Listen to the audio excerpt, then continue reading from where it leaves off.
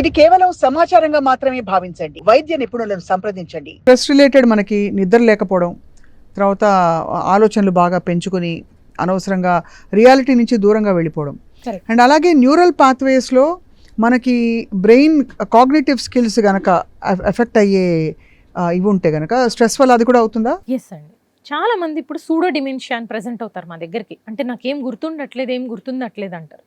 So actually మనం కనుక assess చేసి చూస్తే వాళ్ళలో స్కోర్స్ అన్నీ చాలా బాగుంటాయి. సో మరి నీకు ఇంకేం గుర్తుండట్లేదమ్మా అంటే మల్టీ టాస్కింగ్ చేసే టైంలో వాళ్ళు ఆ స్ట్రెస్కి లోనయ్యి కొన్ని విషయాలు మర్చిపోతూ ఉంటారు. కరెక్ట్.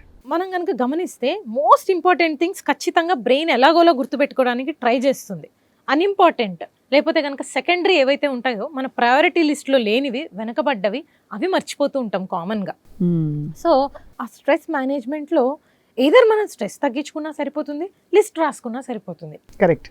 దానికి అనవసరంగా గాబరాబడి అసలు గుర్తుండట్లేదని ఇంకొంచెం ఎక్కువ స్ట్రెస్ చేసుకోవడం కరెక్ట్ కాదు. అండ్ ఈ స్ట్రెస్ వల్ల ఏమవుతుందంటేనండి స్ట్రోక్ కూడా వస్తూ ఉంటాయి.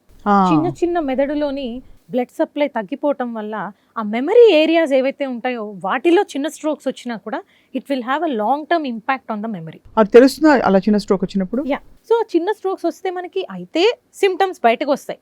లేదు అంటే రొటీన్గా ఎవరన్నా కనుక ఏదో హెడేక్ కోసమో దేనికోసమో బ్రెయిన్ స్కాన్ చేసినప్పుడు ఖచ్చితంగా బయటపడతాయి ఇలా స్ట్రోక్ వచ్చి తగ్గిందని. స్ట్రోక్ వచ్చింది అని. కొంతమందిలో సైలెంట్ స్ట్రోక్స్ వస్తూ ఉంటాయి.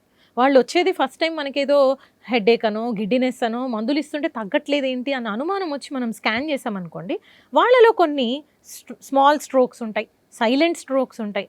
సో ఇలా ఉన్న వాళ్ళలో మల్టిపుల్ ప్లేసెస్లో కనుక మనకి స్ట్రోక్స్ కనపడుతుంటే డెఫినెట్గా over a long term memory అనేది తగ్గిపోతుంది వాళ్ళకి. సో మొత్తం మీద అయితే ఇదంతా ఫండమెంటల్గా స్ట్రెస్ మేనేజ్మెంట్ నుంచి మొదలయ్యే ఉత్పన్నమయ్యే మెడికల్ సమస్యల గురించి మాట్లాడాం మనం.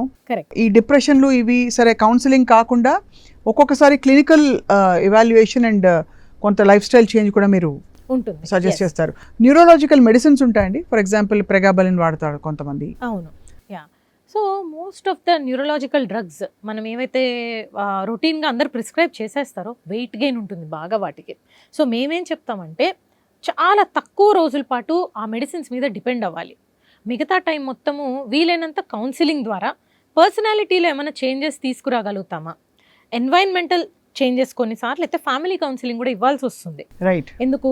సో వాళ్ళ పిల్లల వలన స్ట్రెస్, లేకపోతే కనుక పెద్దవాళ్ళ వలన పిల్లల స్ట్రెస్కి గురయ్యి కొన్నిసార్లు ఈవెన్ 7-8 ఇయర్స్ కిడ్స్కి కూడా మనం యాంటీ యాంగ్జైటీ డ్రగ్స్ స్టార్ట్ చేయాల్సిన పరిస్థితి కనిపిస్తుంది.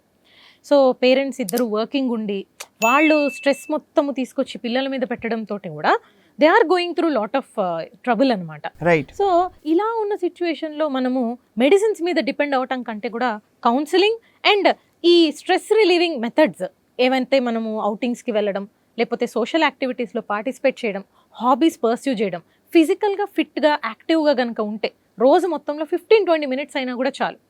So that will minimise and avoid 90% of stress related diseases అండి. కరెక్ట్.